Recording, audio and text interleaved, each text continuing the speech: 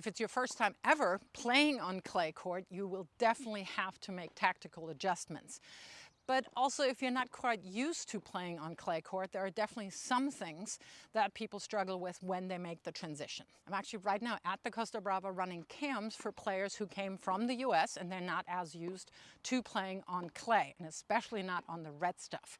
So these are the things that I saw them struggling with the most, and those are the tips that I'm giving you if you make the transition from hard court, carpet, whatever you play on, to clay. So what are the properties that make clay so different from hard court, grass, whatever else you play on? The number one is the bounce is a lot higher, especially if it's like a baked on clay court like here in Spain, because it's been sitting under like really hot conditions and it's really, really compact. The balls are bouncing hugely high.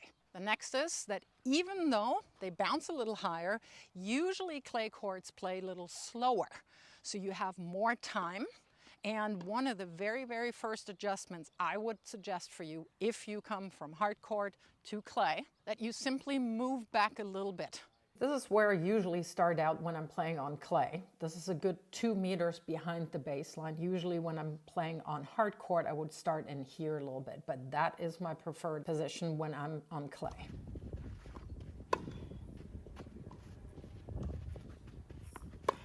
Think Rafa. I mean, this court would probably just have enough backdrop for him to play from where he usually plays. Now, of course, you don't have to be that far back, but why not start out the rally a little further back and rather move up to shorter balls than starting up here and continually being pushed back and also being over and out of your strike zone. Even if somebody is not hitting massive topspin, the higher bounces force you a lot to take balls higher. And you want to be able to control the ball between shoulder and hip, so just start back a little bit more. Now, on the flip side, how can you use that for your benefit? If you are able to hit heavy, heavy topspin, I would suggest that you do that. If you're continually pushing your opponent back behind the baseline, and you get the ball outside of their strike zone, you can earn a whole lot of short balls that you want to attack, because we're still trying to do that. We're still, of course, trying to take away time from our opponents, but you have to structure the point probably a little bit longer, and you cannot just hit through the court. If you are a little further back behind the baseline and the court plays a little slower, you're actually having a little bit more time, and you can get higher and deeper take back. So you can make your take back a little bit bigger, and that does help you in generating more topspin if you can let the racket drop under the ball and then brush up and forward to your contact point a lot steeper.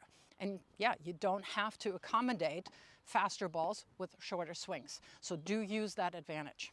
So some of the players in the camp are actually going to the Barcelona tournament, the ATP tournament, and I asked them as homework to ideally go to a practice court and be right next to the court at net level, because you will see how much higher the pros are actually hitting the ball over the net, and you don't see that from the regular TV angle from the back. You just don't see how much net clearance they have. Speaking of pushing your opponent back, if you're able to hit kick serves, that's a fantastic way to start the point out, pushing your opponents way back behind the baseline and out of the doubles alley. Just check out this footage here. One of my players, Faisal, was hitting kick serves, and you see how much trouble I have returning that ball. So here you see where I'm making contact with one of Faisal's kick serves. So I'm outside of the doubles alley, I'm behind the court, and I'm making contact somewhere here. So that's a very, very effective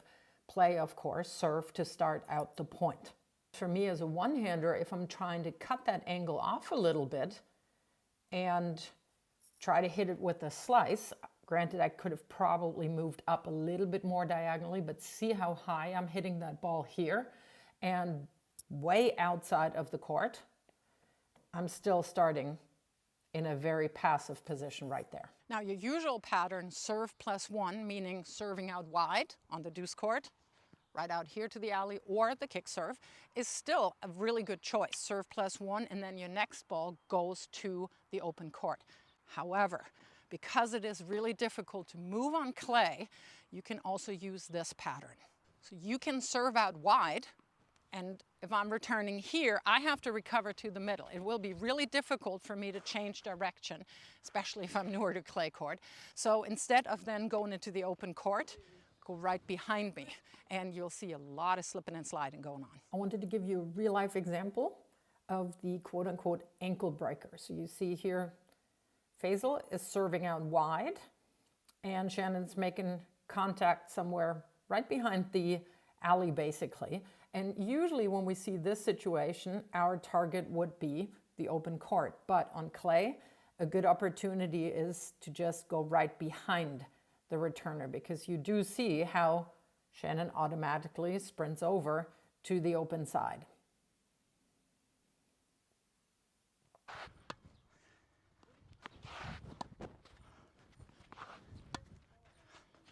Speaking of difficulty of moving on clay, if you play high, heavy, deep balls, at some point maybe your opponent doesn't want to recover forward anymore. And guess what? That leaves you a whole lot of room, the front of the court, to attack. So drop shots are another great way to get your opponent moving and hopefully off bounds.